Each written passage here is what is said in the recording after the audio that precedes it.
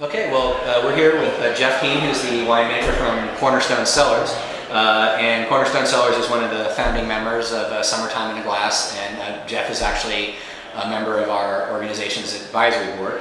And we're here visiting today with Jeff to talk a little bit about their Sauvignon Blanc program here in Napa and taste their excellent Sauv Blanc and their wine program in general.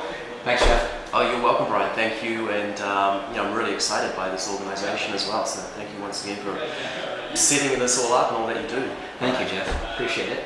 As you maybe can tell by Jeff's accent, he's originally from New Zealand. The land of Sauvignon Blanc, as people in New Zealand would like to say, but we'll kind of circle it back here to California and Youngville, of course. Not disputing anything of good about New Zealand.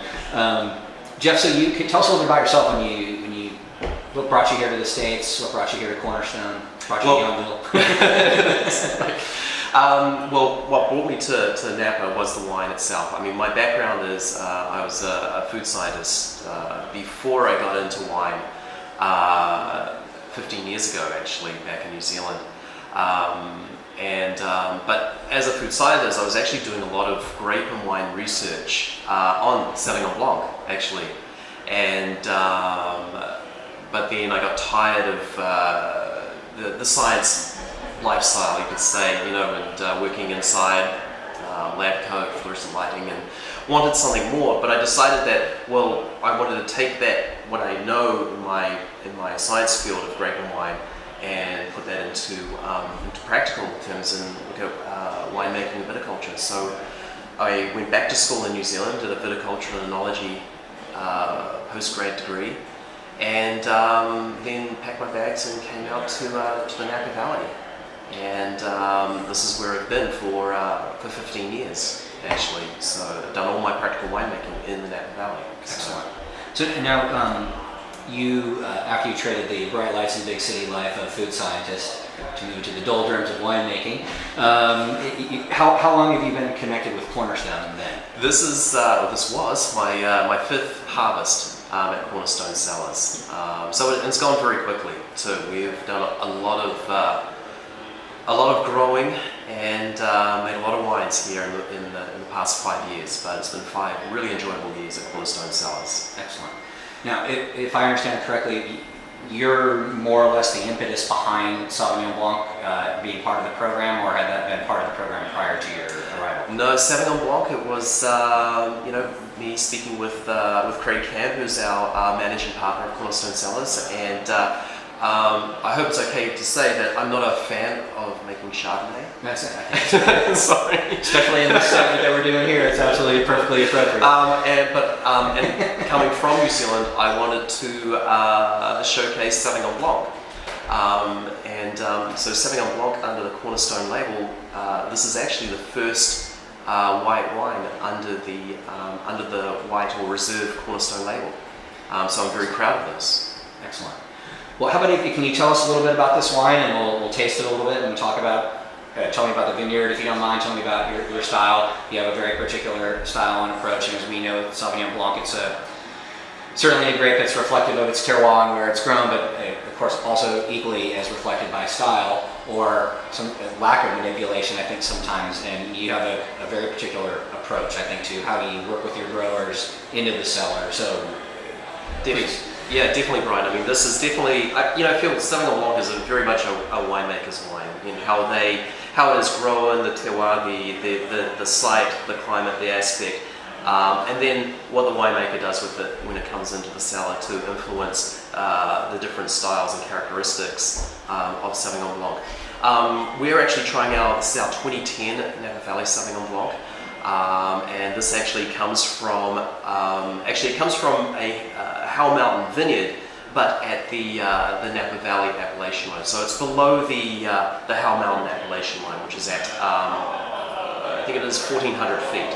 Is the fog line that distinguishes that appellation. Mm-hmm. This is from it can be a warm site early on in the growing season, but then as the growing season gets into very late August, early September, it cools down, allowing for that longer hang time there to develop its flavors and aromatics.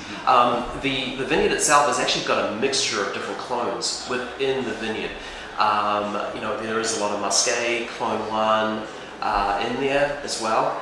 So you get this vast array of different flavors coming through when you're going through and sampling through this vineyard. Now, do you with the different clones are they well delineated in the vineyard? No, so it's mixed. It's all mixed and it's all co-fermented and everything. Exactly, it's all mixed, and it does sort of it is a very small challenge when you come to making that picking decision, because they do ripen at different times.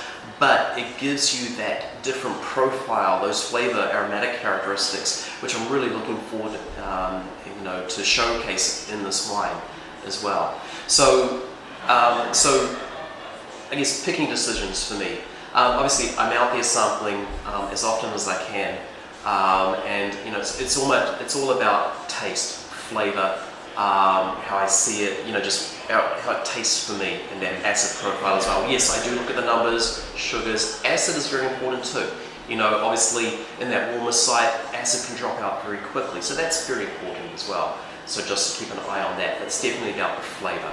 And but I'm looking at picking, typically around that 23 to 23.5 Brit range, and at that level, and it's given me sort of that acid level that I'm looking at as well. I don't know if you want me to go into, pHs and TAs and things like that. I won't get all science on you.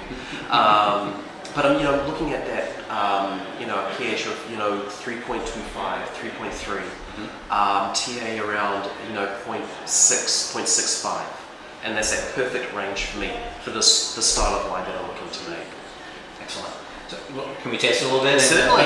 You're making my mouth water as we sit here and talk about it. It smells great.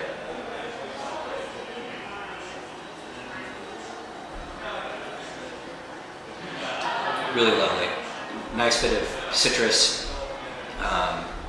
Really nice acidic balance, like we're talking about here. I mean, the thing I really like about it too is that you get a nice fruit profile that hangs through the mid palate very nicely. Yeah. And then it doesn't, the bottom does not drop out, where you get just the acidity. And there's also not, in this particular style, which is you've accomplished well, I think, is that there's not this overwhelming vegetal characteristic at all that sometimes I think underpins a lot of Sauvignon Blancs all the way through, front to mid to back palate. Yeah. And this is showing, it just shows that nice acidity, and it shows a nice fruit structure. But as we talked about earlier too, Jeff uses a lees contact to give it what is a really nice mouthfeel that hangs through the mid palate as well, and through the rest of the wine. So would you yeah, certainly. As everyone knows, Sauvignon Blanc is just a naturally aromatic variety. It really just wants to give off those aromatics to you. So, I don't really concern myself about the aromatics. I mean, I ferment in stainless at a very cool temperature to dryness. So it's a very long fermentation. I'm up to 4 to 6 weeks fermentation. Wow. Okay. And so nice and slow, just to keep that aromatic profile in there and not to let it get cooked away. It's not really been my concern about the aromatics. As I said, in the vineyard, there's different clones. They give me the different aromatic profile and flavor profile that I'm looking for. As you said, it does tend to lean towards that tropical side. There is that citrus. There is a little bit of that sort of that golden hay characteristic coming through. Sure. Exactly, coming through. But I've got to put a little New Zealand pinch in there as well. So. But then my main focus is actually the mouthfeel of this wine, being that it's under the Cornerstone Reserve label. We all know Sauvignon Blanc can be very flashy, very clean, crisp wine. I really want emphasis on the mouthfeel and have a clean, but creamy, broad, long mouthfeel as well. So once it's fermented to dryness in the tank, in the stainless tank, I rack it down to used French oak barrels, typically 2 to 3 year old French oak barrels. And then every 2 weeks, the lees are stirred, just to bring those lees up, settle back down. And it just, over that 2 week period, for 5 months, it just enhances and brings up that creaminess and broaden and lengthens that palate. And so it gives that more reserve qualities to the Sauvignon Blanc as well. Absolutely. And we were talking about this earlier as well. With that least contact, and we know Sauvignon Blanc is what is often referred to as a quick turn white, which means, of course, something that you can pick and have really on the shelves off in many cases in 6 months after harvest. Yep. And in your case, I mean, we're actually, as Jeff said earlier, we're tasting a 2010. Yep. That least characteristic in the mouthfeel we're talking about is so much, I think, an important part of the ageability here. Yes, it is. And That and that acid structure as well. There's a good balance there, but having that nice acid that we have in there too, but then having that broad texture and structure within the mouth too.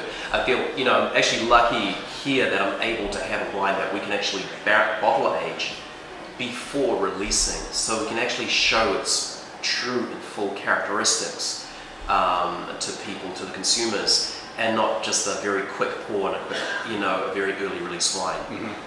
So that's excellent. So sees about a year of bottle aging. Exactly. And yep. That's wonderful. And I mean, the nice thing too is that the fruit structure is still really hanging in there with the wine, and so it's got that great balance that you're describing. How long would you tell somebody that you put this in the cellar for? I would actually put this in for 3 to 5 years. Wow. Okay. It will go through those, that bottle age characteristics, and may get that, nice little, golden touch to it as well. But because of that fruit, because of that acid, I think it holds on to its youth for much longer periods of time. Hence we're able to show a 2010. And I think it's always exciting to be able to try older wines, and especially a Sauvignon Blanc as well, and just see how it can age and hold up as well. Absolutely. Okay. Well, and thank you, Jeff. I really appreciate the time and all that kind of stuff, and I really highly recommend that everyone tries Cornerstone Cellars. They make other great wines. The Cabernet Sauvignons are terrific. Cabernet Franc is terrific. So Jeff is not just a Sauvignon Blanc guy. He does lots of other really good stuff. They're here in downtown Yountville in Napa. Wonderful tasting room experience. So Jeff, again, thanks for your time. Cheers, excellent. Thanks very much. Cheers, man. Cheers. Thank you.